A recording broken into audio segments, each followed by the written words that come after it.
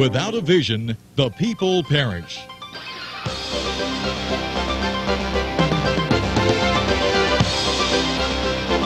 Welcome to Vision Plus, a program featuring a positive outlook. Hello and welcome. I'm Bonnie Libhart and you're watching Vision Plus. And we're delighted that you're here with us. This is an opportunity for you to start your 1993 off on a positive note.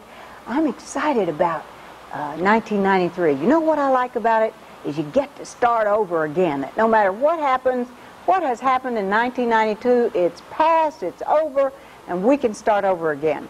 And I love this being one of my favorite verses that says in Philippians 3:13, it says, "This one thing I do, forgetting those things which are behind and pressing forth unto those things which are before."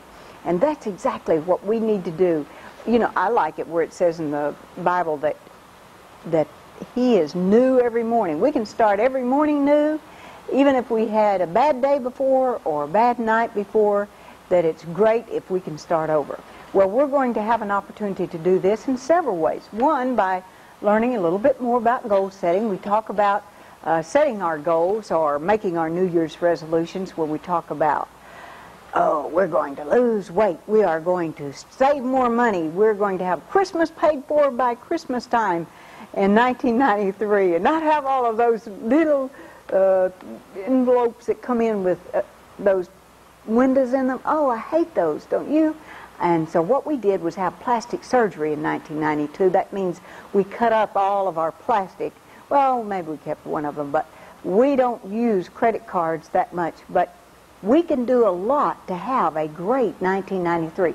For instance, if you've made that commitment to exercise more and to lose weight, how do you go about doing that? You say, I'm going to lose 30, 50 pounds this year. No, maybe what we should do is commit to lose 12 pounds. Well, that sounds like a lot, but how about 1 pound a month? Well, that sounds a little easier. How about 1/4 pound a week? Now, we could do that even eating at the bean crock. And I understand from Sonya Sprinkle, one of our guests, she along with Charles Sprinkle, he is mission manager. We're going to hear more from him. And I think a lot of people out at NASA are going to be really surprised at one of the things he's going to do, and that's saying memories are made of this. And that's what we do.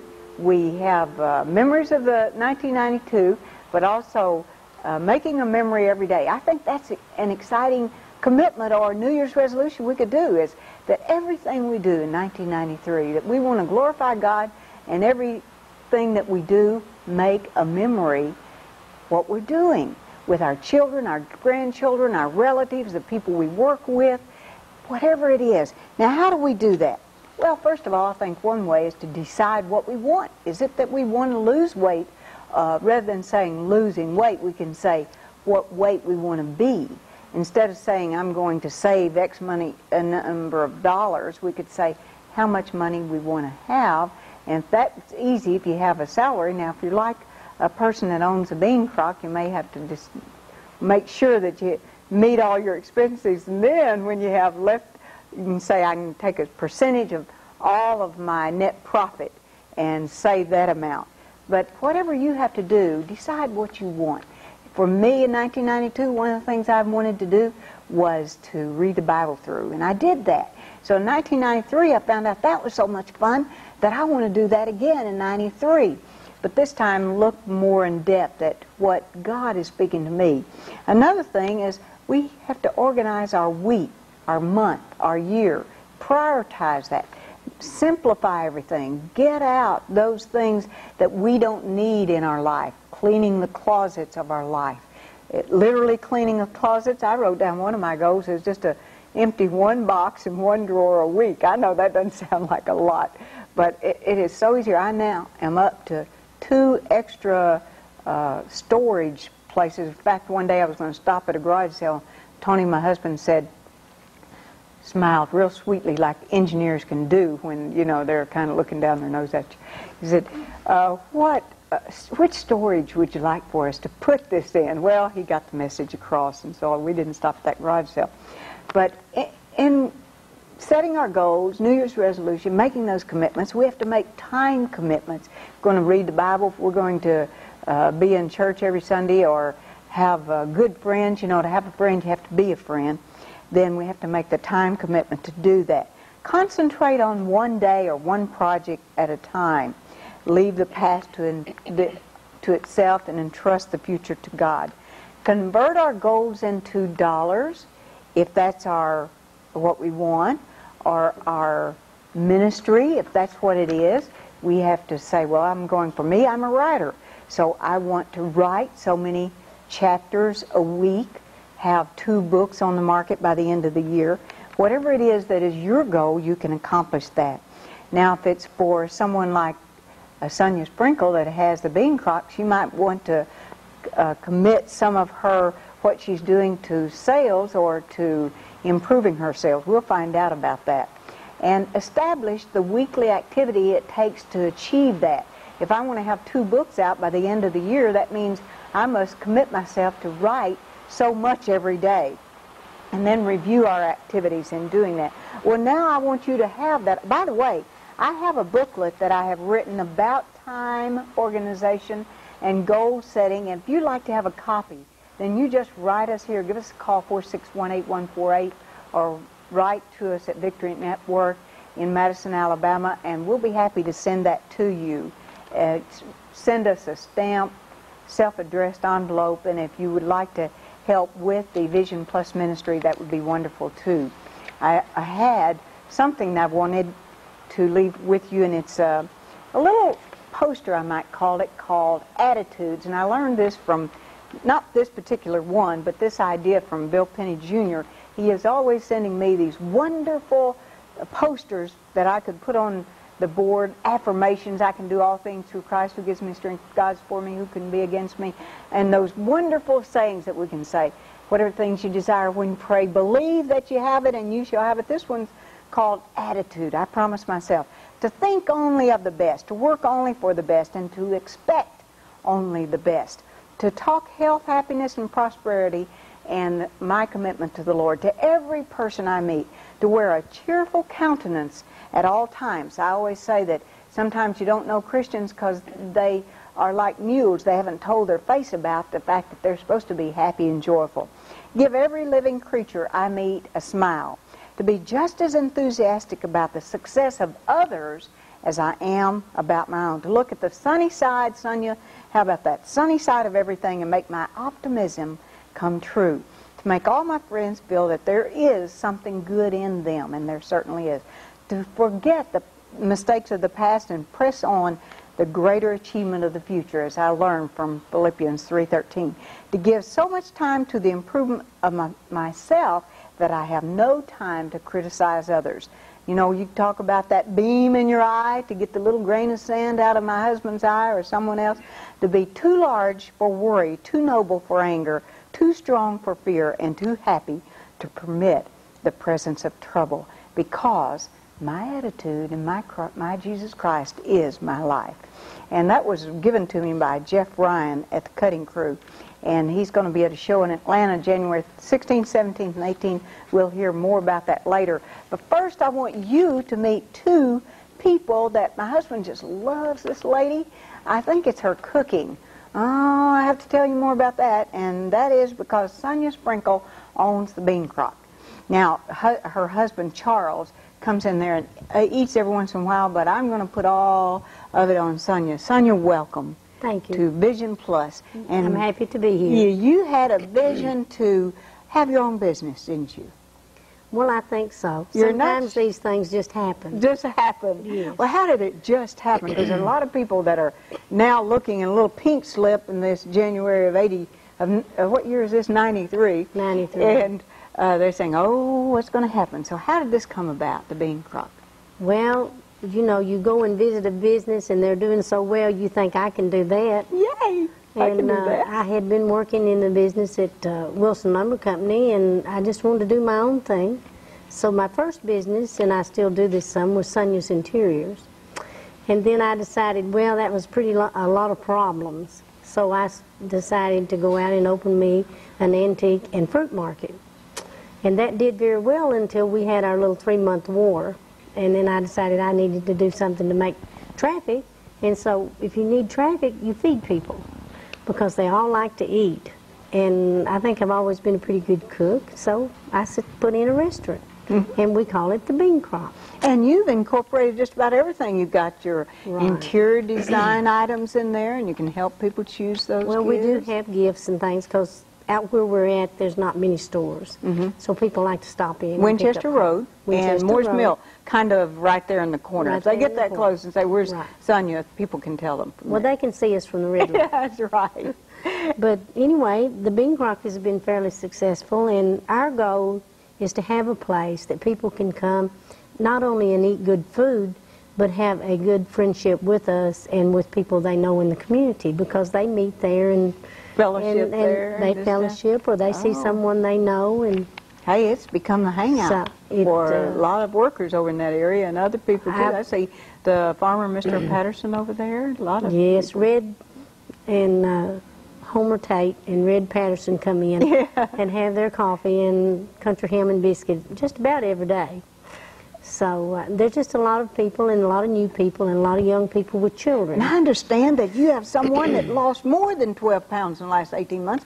About Dr. Hertha comes in and gets his wife and him a vegetable dinner each night. And he said he'd lost 15 pounds. so you And don't. he still does this. He just he doesn't maybe eat all of the pies or two No, or three he don't pieces eat of the cornbread. pies. Okay, so you can still have good home cooked meals Right. that are very nourishing and The vegetables. yes, Right. for you. Now your But they husband usually come yeah, and eat, and they can't resist the coconut and I chocolate pie. know it. That's true. Right, Bill? Yeah. But now your husband, though I met him in there, and he comes in, but mostly he just eats there. He doesn't try. He doesn't run No. your business. He's too busy running. He's the mission manager. I like it when Rita Chafin walked in, one of the camera people here, and she said, "I know you. You're the mission manager." And this gorgeous book that I have here says the first United States microgravity laboratory, and you see that beautiful shuttle on the front. Well, this is the mission manager, Charles Sprinkle. I've heard people call you Charlie, Yes. so that slipped out. I was going to be Yeah, real that's all professional. right. It was okay. You're the mission manager, and I looked through all of these beautiful people here, and I didn't see your picture with these astronauts, but you're still right there running the mission. Well, they took the picture the day I wasn't there. Excuses. Probably a little shy. Well, now, what is the most exciting mission that you have worked on so far? Well, I've worked on several different missions for the space shuttle, but certainly the most exciting one is the one you're talking about there, the first United States microgravity laboratory. What which- do all of those big words mean? Well, it is kind of a Microgravity. mouthful. Now, I think about gravity. When you say gravity to me, I think of Newton and the apple dropping Well, you're on right. his head, and supposedly he said, "Wait a minute, there must be gravity, and so let me make a law out of that," or something Well, like there's that. gravity everywhere, and that's a part of the name. And Okay. it is a mouthful. Let me explain very briefly. The United States Microgravity Laboratory is, first of all, a laboratory. The Yes. main feature of this laboratory is the Space Lab. Yes. Space Lab is a pressurized room that we install in the space shuttle back in the cargo bay, and it's outfitted with experiments, and it's pressurized and has an atmosphere just like we have in this room, so that people can go in there and work. And the reason we have them go in there to work is to conduct scientific experiments. So it's a laboratory. Like when Teflon was made. Well, That's one, Teflon but came from the space program. Okay, but not that's, this that's specific not that mission. one, but it's Yeah. but it made you famous if I want for women who enjoyed it so much. Another Anyway. feature of this, and part of the name, is the term microgravity. We have a lot of scientists who are interested in doing research in an environment where they do not have the effects of gravity as we do on Earth. Now, I said gravity is everywhere. You've seen pictures of the astronauts floating in space, Yes. and they look like they're just free and from everything. But there is just a slight tug of gravity on everything up there, so that if you left, say, the shuttle up there for a long period of time, it would gradually come back home. but it is so small, we term it microgravity, just a little bit of gravity. So we have a lot of experiments that we conducted on this mission and others, which take advantage of that near complete absence of the effects of gravity in order to get their best results. The other part of the name is it's the United States Microgravity Laboratory, and that is that all of the experiments we flew on this mission were sponsored by domestic institutions. Okay. Well, I was so concerned when the Russians were coming over and inspecting the station here, and now I understand they're only going to do that one more time, and it's not a big deal anymore. But how's that going to affect our space program, the fact that the Russians no longer be, in essence, a military competitor? Well, we're looking to cooperate with the Russians. We have a mission currently being planned where we will visit the Russian space station. Mm-hmm. We will fly one of their astronauts on one of our shuttle flights, and they will fly one or two of our astronauts on one of their flights, and we will actually go and visit their space station. They always say that you take two minds and you make many minds. You make more creative ideas that you can do. You can. I love that when you're playing the game where one person says something, and we used to do mind, where you get together and brainstorm. You stimulate somebody else with your own thoughts. What you're saying is you can work together now and actually draw from what they've done that you hadn't maybe thought of, or what we've done they hadn't thought of, and work together. As a, what are you working on now in the future? 1993 is.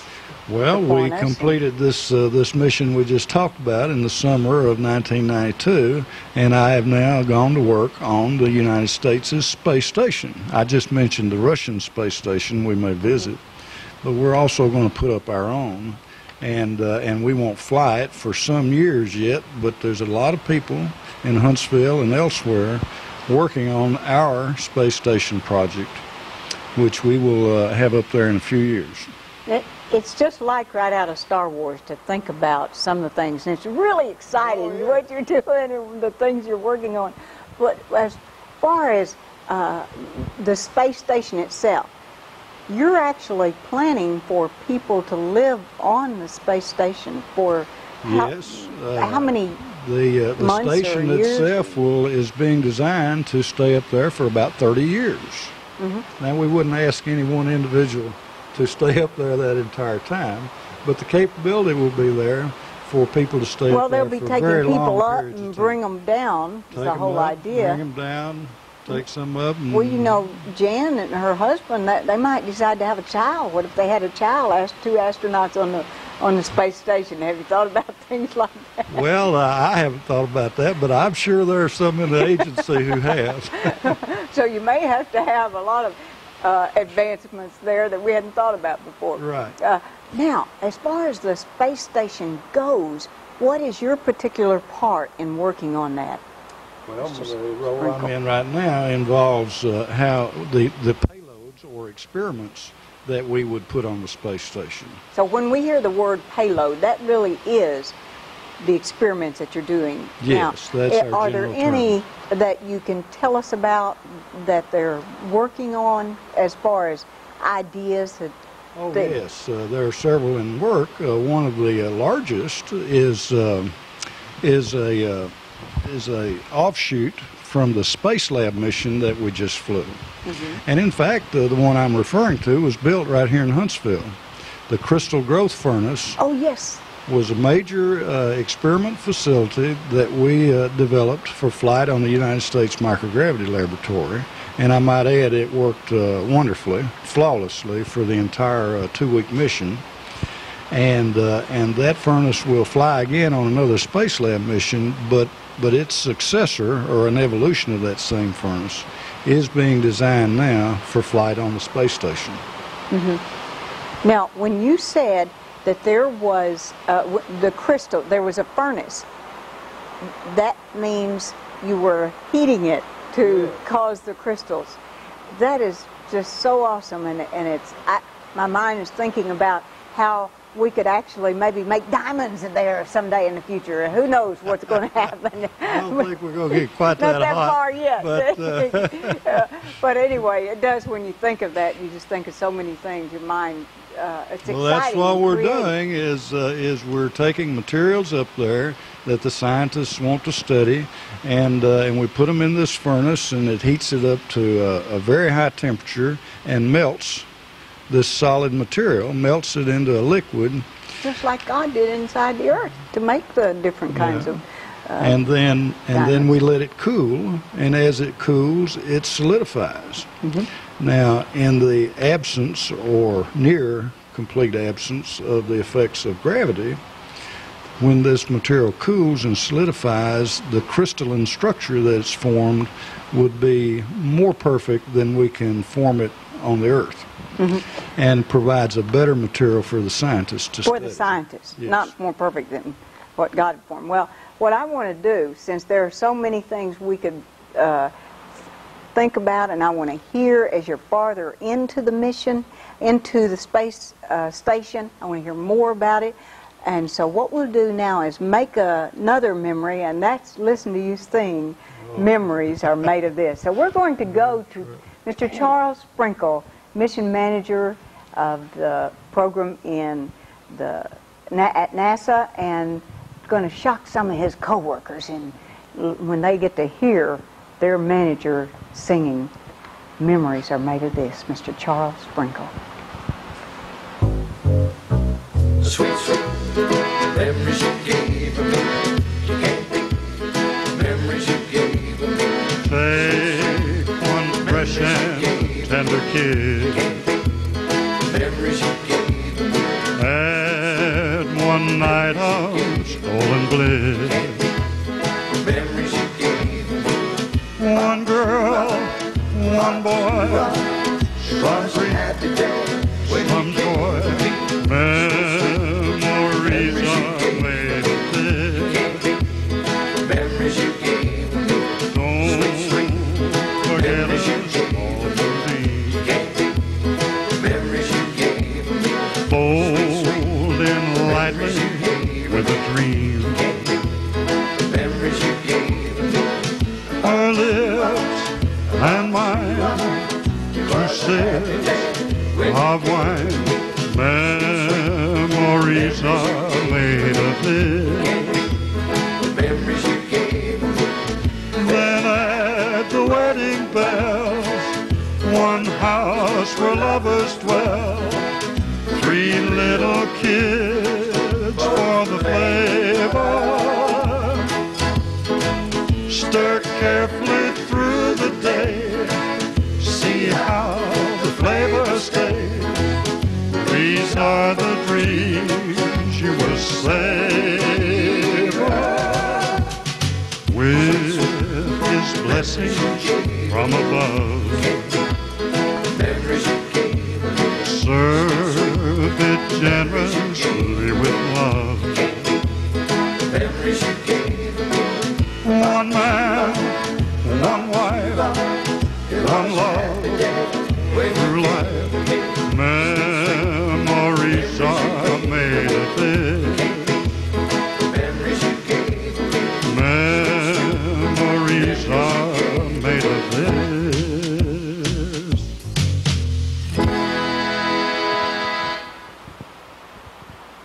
Charles Sprinkle, and Memories Are Made of This. Well, we've been talking about several things, going into the new year, setting our goals, making those commitments, and putting behind 1992. It's just a memory, and now we can go into the future. And these are two people who have actually gone into the future with the things that they are doing.